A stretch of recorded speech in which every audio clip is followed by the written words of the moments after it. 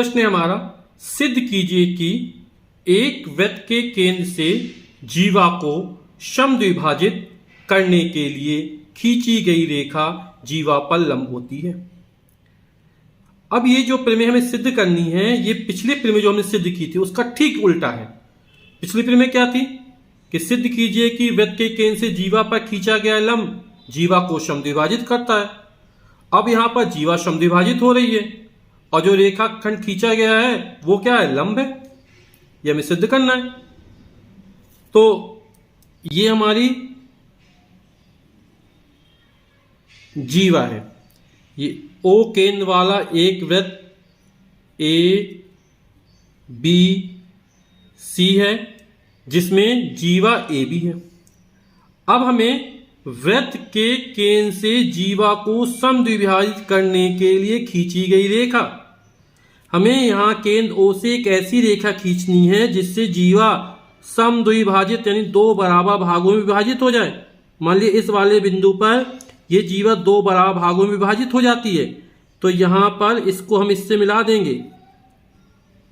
यानी जो O M रेखाखंड खींचा गया है ये क्या करता है, जीवा ए बी को दो बराबर भागों में विभाजित करता है। यानी हमें दिया गया है कि ए एम की लंबाई बी एम की लंबाई के बराबर है, ये हमको दिया गया है। तो हमको क्या दिया गया है, ओ केंद्र वाला एक वृत्त ए बी सी है, ये ओ केंद्र वाला जिसकी जीवा ए बी रेखाखंड ओ एम द्वारा समद्विभाजित है, दो बराबर भागों में विभाजित है। यानी जो ए एम की लंबाई है वो बी एम के बराबर है। अब सिद्ध क्या करना है, रेखा जीवा पर लंब होती है। ये जो ओ एम रेखाखंड खींचा गया जीवा ए बी पर क्या लंब है। यानी ये वाला जो कोण बनेगा या ये वाला जो कोण बनेगा वो कितने अंश का होगा, 90 अंश का होगा। यानी हम लिख सकते हैं जो ओ एम है वो ए बी पर लंब है।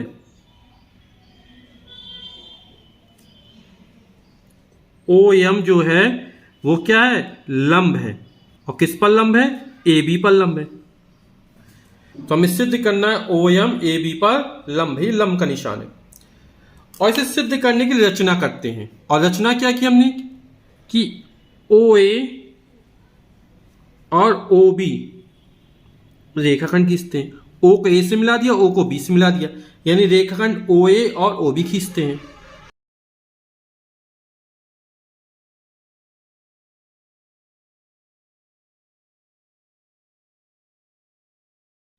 अब इसका अपन प्रूफ देखते हैं, उपपत्ति देखते हैं। हमें यहां पर दो त्रिभुज लिख रहे हैं, ओ एम ए और ओ एम बी, या ओ ए एम कुछ भी लिख सकते हैं। ओ ए एम बोल दो, चाहे ओ एम ए बोल दो, चाहे एम ओ ए बोल दो।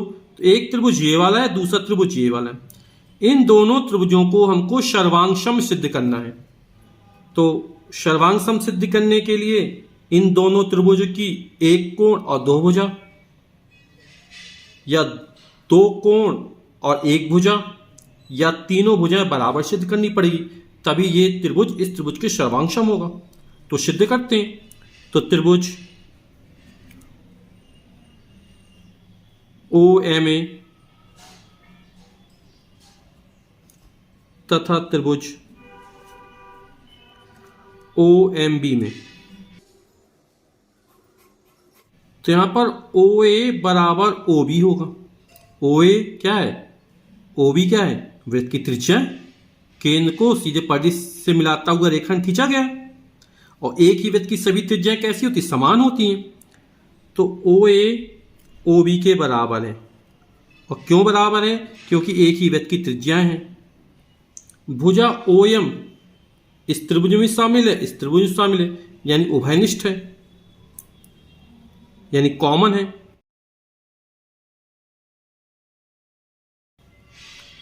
और ए एम बराबर बी एम ये हमको दिया गया था। ए एम बराबर बी एम ये हमको क्या था, दिया गया था, प्रश्न में ही दिया गया था।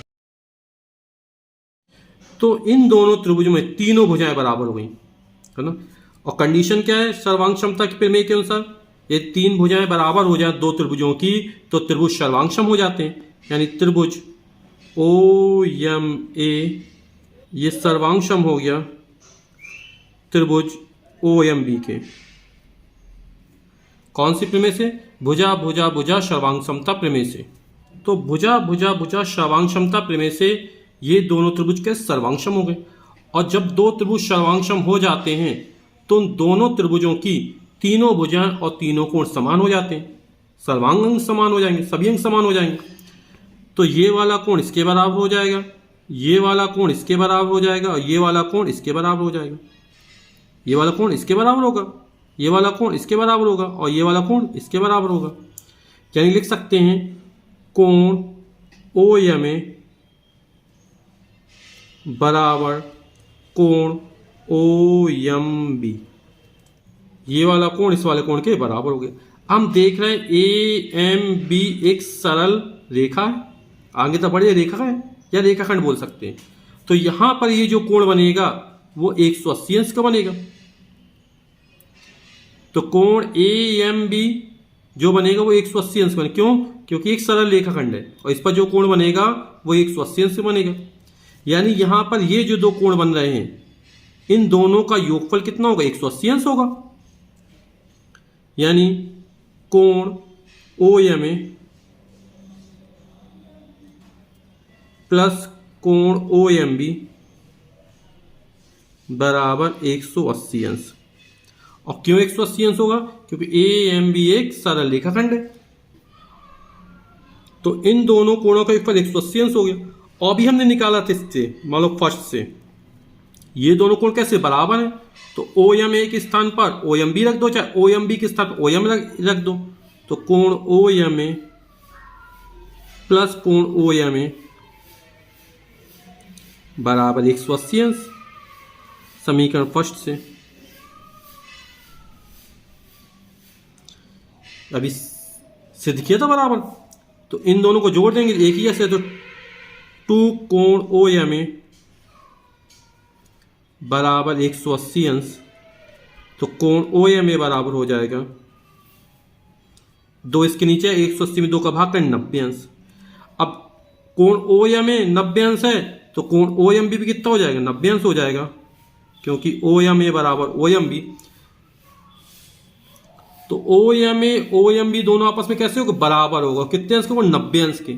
90 अंश कोण मतलब ये क्या हो जाएगा? लंब हो जाएगा, क्योंकि लंब का मतलब क्या होता है? यहां पर ये जो कोण बनेंगे वो 90 अंश के बनेंगे। तो हमने सिद्ध कर दिया ये दोनों कोण कैसे 90 अंश के हो गए, यानी रेखाखंड OM जो है वो AB पर लंब हो गया। यानी कि रेखाखंड OM ये जो लंब है वो किस पे हो गया? AB पर। यही हमें सिद्ध करना था।